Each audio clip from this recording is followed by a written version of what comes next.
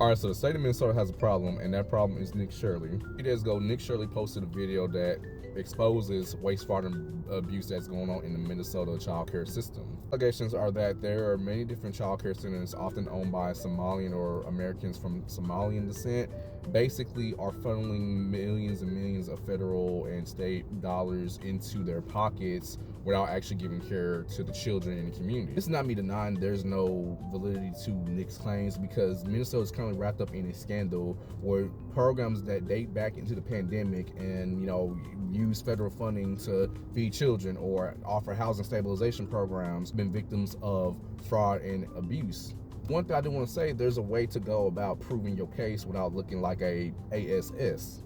And Nick basically just went off the evidence of one source, one person, and then just started popping up at these child care systems asking like, oh, where the children at? Why are you wasting this money? Oh, don't do that. You have to go through different sources, go through public and private sources, primary and secondary research, to be able to offer your opinion and then go investigate. That's like me using one source for an entire paper to prove my point and me getting my degree revoked, because that's not how science or research works. Second thing I want to mention is that his crew literally just pops up these child care centers without no word, without no warning, whatever. Now, if it's just solely adults around this fraud scandal, whatever, there's no issue with that. But you're going to be around children. You're going to be honest with yourselves as parents. How would you feel if some random 25-year-old dude with a whole camera crew just pops up at your child center asking about where the children are? Third thing I want to mention, and I want to hold y'all hands when I say this, there very well might not be any type of corruption going on in the Minnesota state government other than just this being regular mismanagement.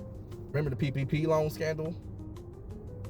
This is nothing special to the Minnesotan government. This is happening in all 50 states at some level. So that's why I'm rejecting this theory that this is some type of Democratic conspiracy or some type of immigrant Somalian conspiracy. At the end of the day, these are the same type of scams that a lot of your favorite celebrities have been busting doing for years and years and years, but we don't somehow demonize them whenever they get caught up in it.